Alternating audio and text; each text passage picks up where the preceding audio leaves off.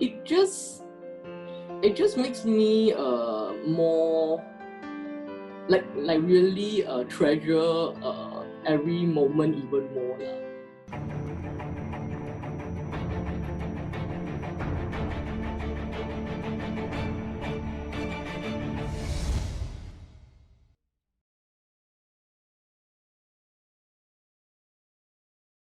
Okay, we are taking trips around APAC, listening to stories of our fellow members and learning from their stories, their life stories of past and present. Hello, my name is Raymond Chow. I'm from EO Malaysia, and I'm your host for the EO APAC podcast series named Sustaining APAC. Thank you for joining me as we talk to EO members across APAC and their stories of how they are getting through these times, how they have gotten through many crises before, what they're innovating in their industries and their business, and how they are leading through crisis. This pandemic is causing a lot of fears, uncertainties, and a lot are also fighting for our businesses. Majority of us are staying home to stay safe. I personally have not left the gates of my house for the last 2.5 weeks, being in Malaysia and being in this movement control order. And we're seeing the number of COVID-19 cases rise. But at the moment, we are observers. But what if we were not only fighting for this uncertainty, but fighting for our lives? Today, we travel to Singapore, and I'm truly humbled that she said yes to sharing of a story of her personal fight. Today, we talk to Violet Lim from EO Singapore and CEO of Lunch Actually. In her business, she helps people find love. But in the last couple of weeks, she has had to find love of her own as she was tested positive with COVID-19. Hi, Violet. Hi, Ray. Thank you so much again for talking to me today and sharing your personal story. I must say that you are very brave to share your story with us. I understand you are in the recovery facility right now, and I'm just so right. blessed. I feel so blessed for you and very grateful that you are out of the hospital and in the recovery facility. Yes, that's right. Yeah. Yeah. So maybe let's just have a conversation about this. Yeah, let's do that. Yeah, I think that would be much better. Yeah. Yeah. So, Violet, maybe take us back to that day, or when you first started feeling these symptoms. What was going through your head, and take us back to that moment. So I went to bed very early that night, which is very unusual. I was I can't remember what I was doing, maybe either, doing my work on my laptop or watching a drama or something. And then I just kind of dozed off at about 6 p.m., which is super early and super unusual.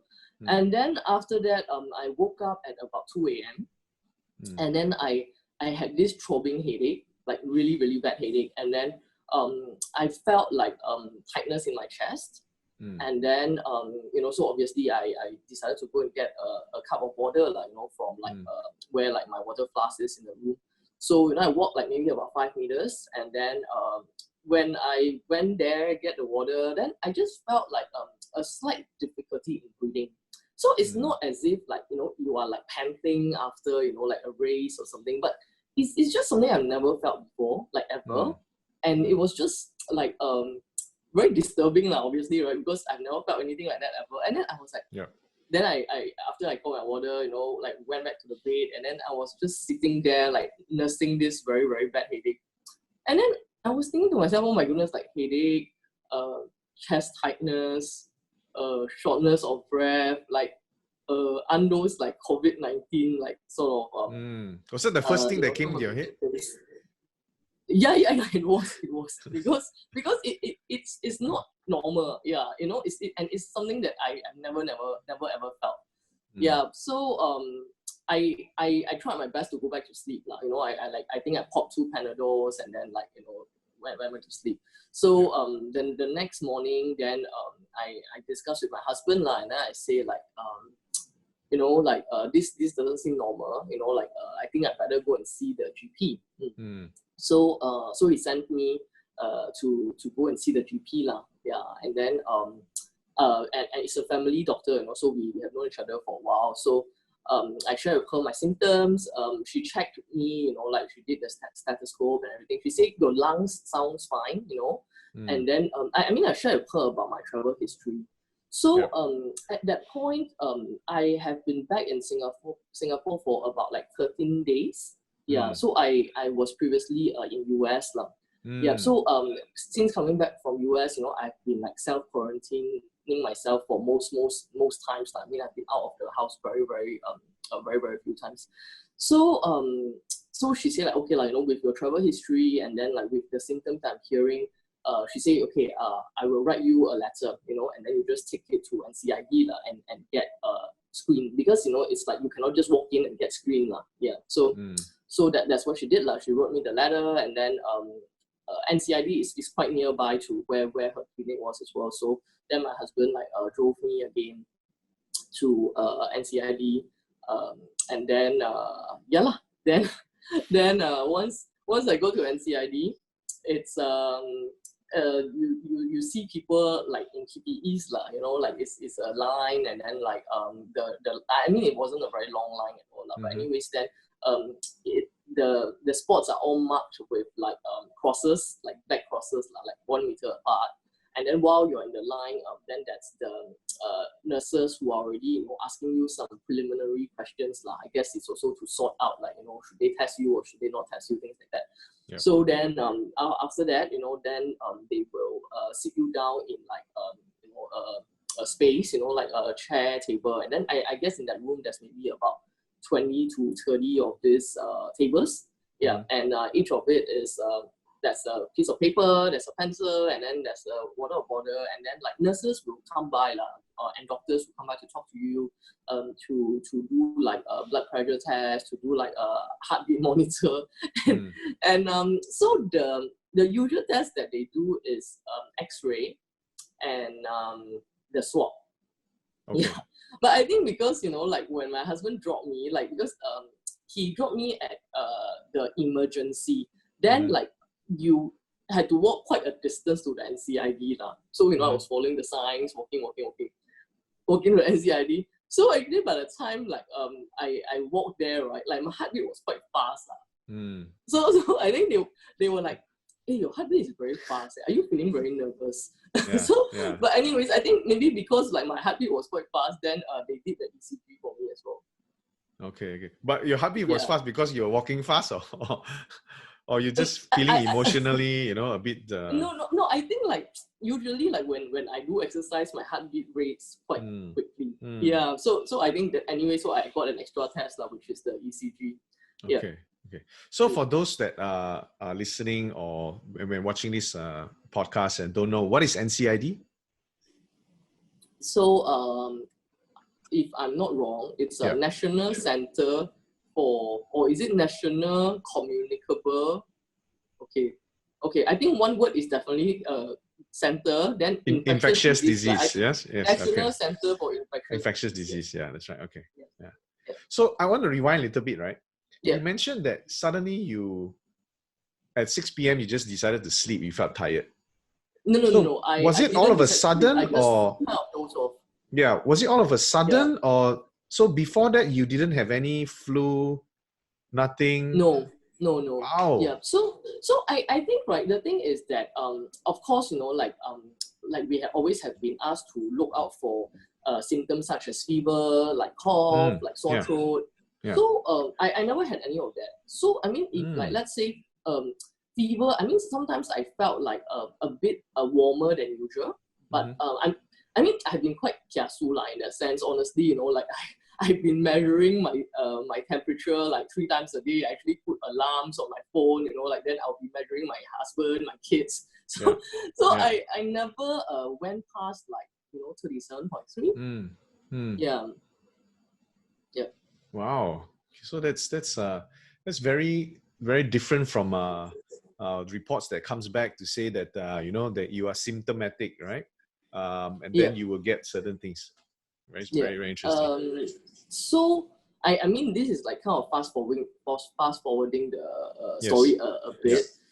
So I mean, subsequently, obviously, after I got tested positive, like I sent like my my husband, like my kids, like my helper, which are the people that I've been seeing regularly since I came back, right? I mean, my husband went with me to US as well.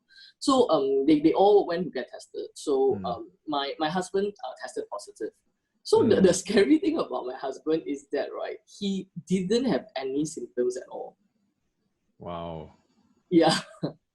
Yeah. Wow. So I think that was like pretty scary lah. So I mean, obviously, like after I tested, then he tested.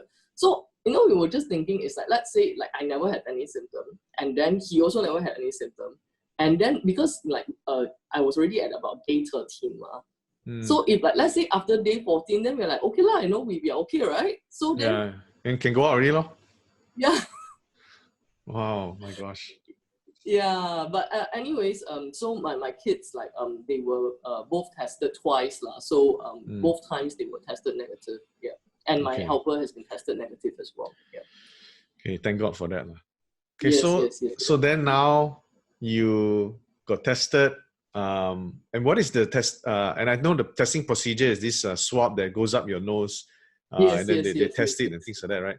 So then you got tested and they told you it's positive, right? Yeah. So so this is how it goes lah. Like if you clear the X-ray, yeah. So they kind of do it this way. Like if you have to do an ECG, they do the ECG first. Then after that they do the X-ray. Then only they do the nose swab. Yeah. Yeah. So if your X-ray, like they see spots or something, right? Then they probably won't even release you now. Like they won't wait for the swab test, because the swab is it takes a bit of time. Like I think it takes maybe like I guess if you just run, there's no queue, maybe it takes a couple of hours. But if there's queue, it takes a while lah. So my X-ray was fine. So my X-ray was clear. Then they did the swab. And then they actually, give me this piece of paper to tell me, please go on a leave of a hospitalization leave for the next 7 days now. And then they say, we will get back to you. Like, if you're positive, you hear from us within 24 hours. If you're negative, you will get an SMS like, 48 hours or something. Yeah. So that was what happened. So in terms of the swab, yes, it's like this. I'm trying to see if there's any pen. But it's fairly long lah. I mean, it's really as long as like a ballpoint pen. Yeah. Oh gosh. Yeah. So I mean, it's this like white stick, as long as a ballpoint pen, and there's like a tip at the end. Yeah. So basically they will insert it like very, very deep lah. So you will feel uncomfortable, and you will kind of feel it like at the back of your throat lah, because even though it went through your nostril, right, but it goes very, very deep. Yeah. So like what I shared on my Facebook post, so it's like you thought it's over, right? It's like, oh shit, it's so painful, and then your tearing is over. Then they take it out, then you're like, how are you okay? Then give me a piece of tissue. Then you're like, now we have to put it up the other nostril. Oh man. Oh gosh. So there's a question here from Justin. Is that a rapid test kit? Do they do a rapid test kit? No, it's not the rapid test kit. It's the swab. Yeah. Okay. So again, to share lah, when we were in the hospital, towards I think the last day we were there, or the second last day we were in the hospital, they got us to test the rapid test kit. Because I think right now, I'm not sure, is it the one that is produced by a Singaporean company? I'm not sure which kit is it lah. So they called us, like to ask us, like, is it okay lah? They say because, like they are testing this out, and obviously since we are already all inside there, they are testing it on us lah to see if it works. Yeah. So the rapid test kit is a bit different. It's they will first prick your finger, like, so there's this thing, you just prick your finger, right? Then they will take like the sponger to collect like drops of blood from your finger. Then after that, they will also draw some blood. Yeah. Then I think that's the 10 minutes like rapid test kit that they are now testing out now. Yeah. Okay. All right. Okay. So now you've got the news, the unfortunate news that you're positive. Yeah. Yeah. So you had to rush back to the hospital. So I went home, I mean everything finished at about like 7+8 lah. Yeah. So then my husband came and picked me up, and then went home. So the next day, I didn't receive any call the whole morning. Okay, then I'm like, okay. Like also didn't receive any message. Then at 1 p.m., then someone called me lah. So actually, the truth is before this, I don't pick up calls from numbers I don't know one. So like, like because scammers and whatever not, right? Yeah, So yeah. if I don't know the number, I never pick up the call. But anyway, so at one I saw a number that I don't know, then I'm like, okay lah, pick it up. Then I mean honestly, I am totally in the mindset, right, that I'm negative, because I'm like, okay ma, the ECG is fine, the X-ray is also good, and then when I went and see my GP, he also said my lungs are all good, right? Yeah, yeah. Then also pick up the call. Then it's like, Madam Violet Lim, I am so and so, calling from NCID. Then I thought she was going to tell me, and then your test is negative lah. That's in my mind, you play that kind of things, right? Before people even say something, you just kind of like have the expectation what's going to happen, right? They say, I want to let you know that your test result is positive. Like, I was like stunned, I was like, I'm like, am I hearing this right? It's like, so I was like completely shocked lah. And then my husband was in the washroom, and then he just came out. Then, so I kind of like did the positive sign to him. Then he was also like obviously lost for words.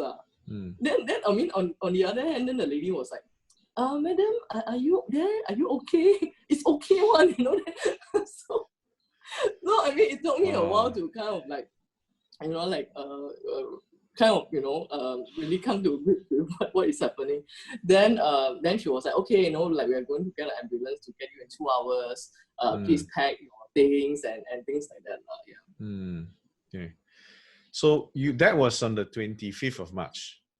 26th of March. Yes, that's right. And then you had to be in the hospital ever since the 26th of March until a couple of days ago.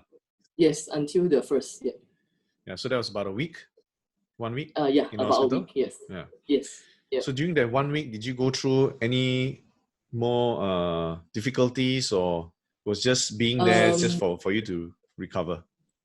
I mean, really, like, thank God lah. I mean, for Jamie, I mean, like I say, he never had any symptoms anyway. Yeah. So for me, it's like, other than that day when, like I had those symptoms, and like maybe 1 day later also feeling a bit like not so myself. Yeah. After that, we were completely okay. Like, so no symptoms. Like, I mean, they did measurements, like every day, like 3 times a day. They will come and take your blood pressure. They will take like your heartbeat. Then the doctor, like will come in and see you, do the stethoscope, hear your lungs and things like that. So for my case, because they also do a blood test, so they do a blood test as well the first time you go in. So they were very concerned with my hemoglobin level. Yeah. Yeah. So I have always had lower than normal hemoglobin level, but I think at that point it was lower than usual. So that was the thing that they were very concerned about. And then I share with them that it is not something that is a surprise to me. Like it has always been a bit low. And the week before, I just had my period as well. So I share all of this background with them. But they were still a bit concerned, and they just feel that it might be better if they give me a transfusion. Yeah. So they did. So they give me a blood transfusion. Okay. Yeah. Yeah. So I guess we have one question here. With you and your husband now, or rather back then, tested positive, and then you both had to be isolated in the hospital, but your kids were negative. Yes. Right? I guess for you, you have the helper to take care of the kids. Yes. Right? And that really helped, right? Yes, for sure. But emotionally, I don't know, what were you going through emotionally at that time? Being away from your kids, I think you have not seen your kids yet, right? Other than probably FaceTime calls. Yeah. We do like WhatsApp video calls with them every day now. Yeah. So I think of course at that point our concern, because Jamie was tested together with my son. Yeah. So actually when I went for testing, I did bring my daughter with me. Because before that, since coming back from US, I have been with my daughter, and at some point my daughter have fever, but I mean, it subsided very quickly. But since I brought her together to see my GP, then my GP was like, okay, like, might as well just get her tested at the same time. Yeah. So when I got my results, which is they call me, then like I also asked, like I said, hey, you know, like my daughter came with me to be tested as well. Like, do you have the results? But they don't. I think it's a very case by case thing. They just kind of like, okay, you call this list of people, that's it, right? They don't know what happened to the other people. So that was kind of like I worry like, hey, what was going to happen to her? You know, like is she okay? You know, it's like how do they deal with this whole ward situation, because it's twin sharing, so it's like me and another person, right? Then it's like, okay, if she's tested positive, like, you know, who is she going to be with? You know, will they like put her in the same ward as me? You know, all these questions, and we're very worried now, right? So in her situation, like because I heard from NCID for myself at 1 p.m. For hers, I didn't hear about her results until the next day at 8 a.m. and they didn't call me. They just sent me a message. Yeah, to just say that okay, you know, this person has been tested negative. Yeah. Okay. So yeah, that was the case with my daughter. And then with Jamie, then same thing lah. Like he was tested at about 3 p.m. His was even faster. By about 11 plus, almost midnight, they already called him. So that was like 7-8 hours. And then they say, okay, we are sending an ambulance for you right now in 3 hours. Then he thought, okay lah, 3 hours, right? Then he did all the other things he thought he needed to do first, like inform people, you know, making sure things are okay, blah, blah, blah. Then before he knew it, the ambulance was there, I think, in 15 minutes. Wow. Then he a bit like, I'm not ready. Yeah, then the ambulance someone said, hey, why you make us wait? But then, you know, he explained to them now, because, you know, the phone call, they say 3 hours. But anyway, so he packed whatever he could. So so that part was actually quite, again, like very surreal. Like, so he told me, of course, you know, like once he got the call, he told me, he said, oh, they called me, you know, I'm positive. And then I actually saw him walking past my ward, you know, like when he came. Gosh. Yeah, I mean, it's crazy. It's like, so I knew he was going to be admitted, so, you know, I did look out, and then I was also on the bed that is closer to the inside, you know, like, because there's 2 beds, one closer to the inside, and then the other one closer to the window.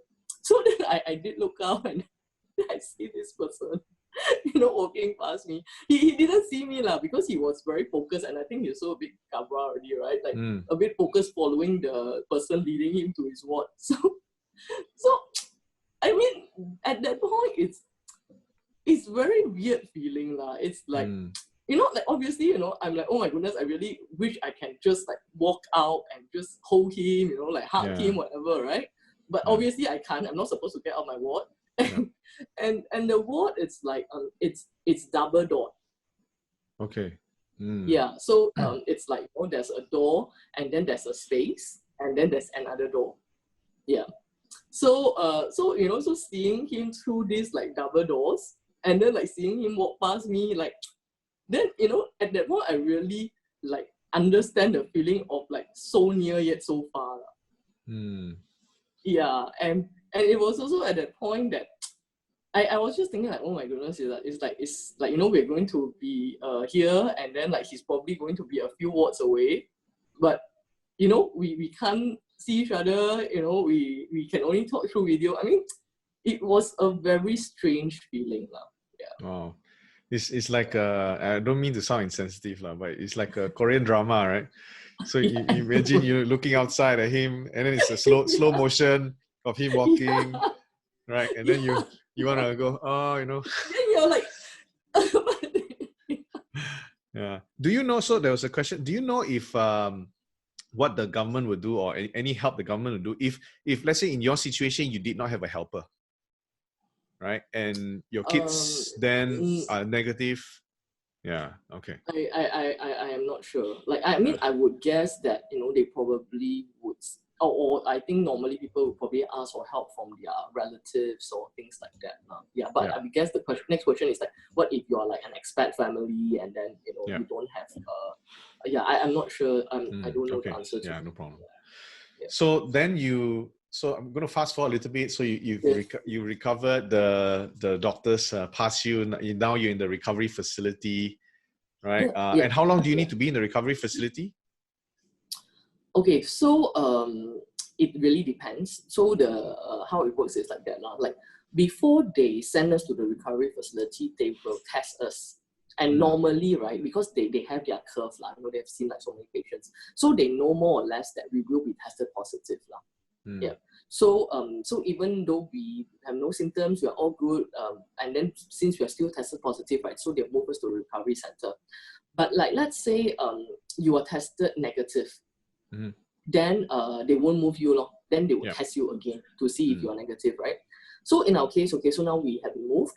So in the recovery center, they have a schedule as well. So they have a swab schedule. If I'm not mistaken, I mean, they called us yesterday. They say that there will be a swab today. Okay. Yeah. So let's say there's a swab today, and then we both swab or one of us swab negative. So what will happen is they will swab us again one day later, like 24 hours time. Yeah. So if we get 2 negatives, so like let's say today I get negative, tomorrow I get negative, then I'm done. You know, I'll be discharged. However, if like let's say I'm swabbed today and I still get positive, they will only swab me against 4 days later. Yeah. So like I mean my team at work also been asking me like, you know, it's like, so when you know, we will be discharged. So I say the best case scenario, I mean that time when they asked me was a couple of days ago, right? I say the best case scenario is like maybe 3-4 days time.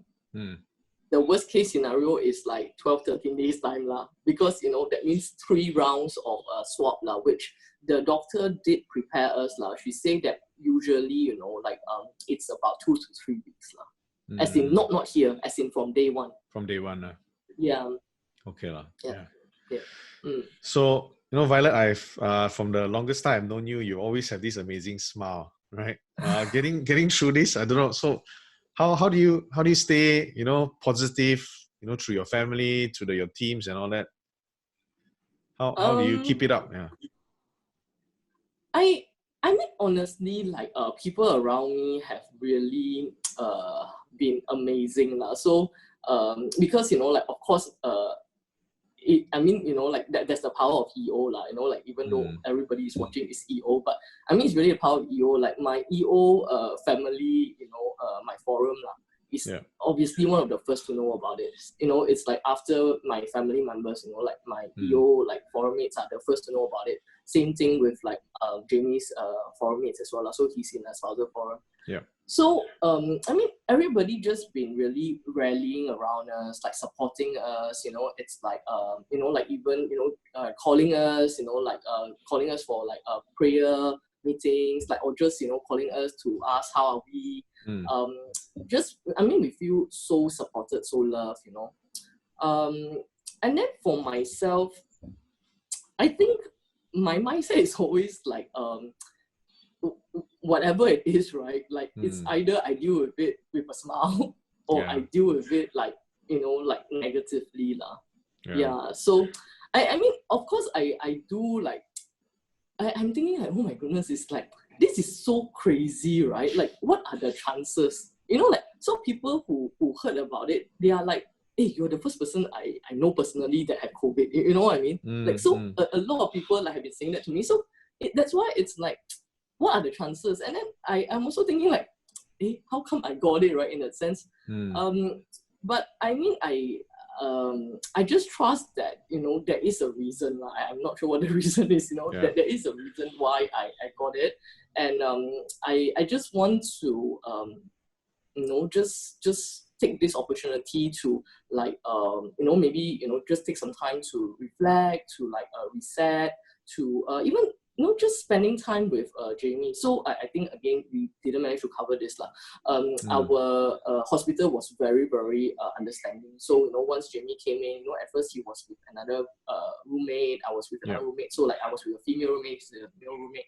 Then once, you know, like, they knew that we were husband and wife, and Jamie asked if we could be in the same ward, then they made it happen very quickly. So, it's also been a very precious time for us as well, you know, because of course, you know, like we run the business together, but I think actually, truthfully, it has been a while where, you know, we can kind of have that stillness, that that quietness to just focus on each other. Yeah, because I mean, previously it's like, you know, the kids, the business, and yeah, so just trying to find the positive of this situation. Yeah, and I mean, honestly, I've not connected with so many people through video calls. It's crazy. Yeah, it's like, I mean, like, obviously, you know, like, people all want to, like, call me, like, you know, like, then, you know, I've been doing video calls with, like, people that I've not seen in ages, you know, like, usually, you know, we'll be maybe just WhatsApping each other, and so it has brought about a lot of good things, you know, despite it not being such a positive situation. Yeah. Yeah. Okay. All right. So, you know, there's always, you know, our EO family and all that, which is supporting. But do you feel that maybe there's this stigma around people, you know, that, you know, oh, now Violet has got COVID, Yeah. right? You know, am I supposed to treat her differently? Do you feel that at all, or it's okay? I mean, with my my forum Yeah. and like the EO members that I've shared this with, so I mean, I have my ABF forum as well. So this is Yeah. recorded, right? So I Yeah. must like shout out to my ABF forum. Yay! Yeah. I have not felt that. Like, I mean, I just felt like overwhelming outpouring of love, support, encouragement. Like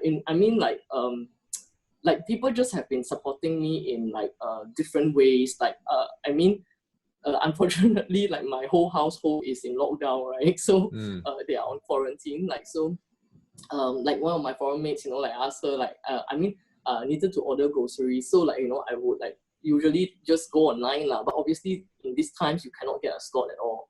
So, you know, I just asked her of a favor, and then she's like, you know, she's like, okay, do you need it now? You know, like, actually I'm only free in the afternoon, but if you need it now, it's okay. I'll just change all my plans and just get it done now. You know, it's crazy. And then I'm like, no, I say it's not urgent, you know, it's like evening is fine, or even tomorrow is fine. So, you know, like I sent her the list, that my online list on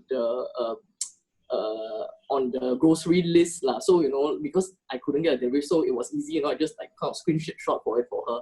So that's one example. And then like another of my roommate is like, you know, helping me to send some things over to me here. Yeah. So not at all. I mean, like, people just been like, you know, like, what can I do? You know, it's like, is there any way that I can support you? So I mean, a lot of you have read my Facebook post yesterday.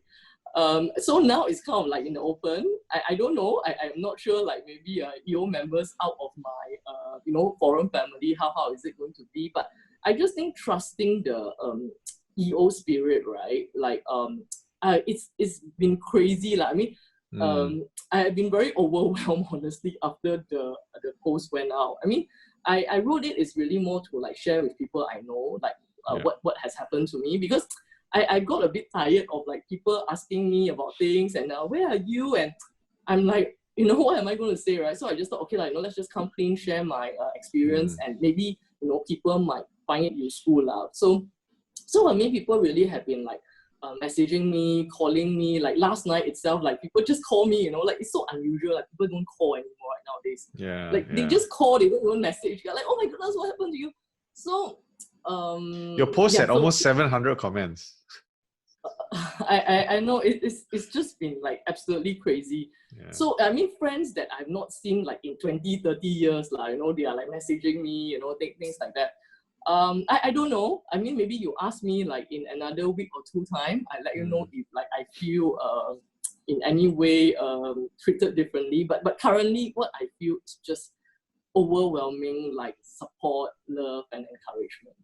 Okay, that's really good. Does the incident change any perspective of your life now? If whatever happened.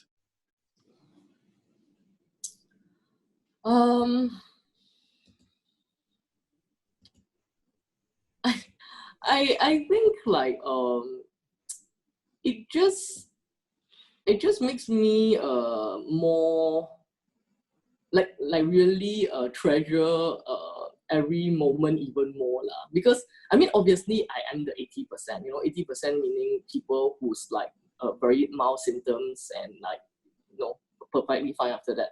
But I think it's very scary. Yeah. It's like I've never been in an ambulance. I never been like this kind of uncertainty, like not knowing like what kind of would happen. So I think it makes me want to be even more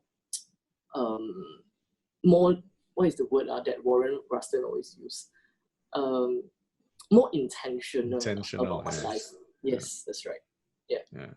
With this COVID experience, what message do you have for every one of us? Okay, so the message I have for every one of us is, I think, as entrepreneurs, we are very gung-ho lah. We are the people that things would not happen to us. It's like it's usually we are stronger than the world out there, and that's probably why we become entrepreneurs, right? So I think that's good. That's good. But at the same time, what I've learned about this disease, right, is that the scary thing about it is there are a lot of people, like maybe like my husband, like they don't even have any symptoms. So obviously, if they have no symptoms, they don't know they have it, they won't get tested. And they might just be walking around us, and we also don't know they have it because they have no symptoms. So like for 80% of the population, right, it's really like people like us, we are young, we are healthy, like if we get it, like nothing much will happen to us now. But I think the scary thing is like, when we somehow have interaction with other people who might be older. So I think right now in Singapore, like the fatality all involve people who is above 60. Yeah. And people with underlying health conditions. Yeah. So I think that's the scary part lah. Like we might be perfectly fine, but because we didn't know, we go around and then we meet other people who also didn't know, and somehow it spread to someone of that situation. So I think that's what the government is trying to say about social distancing and things like that. So I think as much as we want to conquer the world, I think now is a time that we need to balance it out with really how do we balance this out to help flatten the curve in that sense. Okay. Thank you again. Thank you so much, Violet, for sharing your story. Thank you, Ray, and giving for us having me. first-hand view of how you are going through and dealing with this. Not only the virus, but the understanding of compassion and care. And I think everyone here in EO, is supporting you, and you've seen it firsthand as well. Thank you so much. Yes. We obviously, on behalf of everybody, we wish you all the best and hope that you can get out of the recovery center soon. I know. Right? Yes. So hopefully, Yeah. Right. And go back and get back to life with the family lah. Yes. So thank you again for speaking so much, guys. Yeah. Thank you. Thank you. Yeah. Okay, so that's it for today's episode. Join me for the next one. Do subscribe to this podcast. I am going around to talk to many different other people to share their experiences as well in this brand of Sustaining APAC. Right, and share this podcast with all your EO peers. It could benefit them as well. So everybody have a great EO APAC day, and remember, we are all in this together.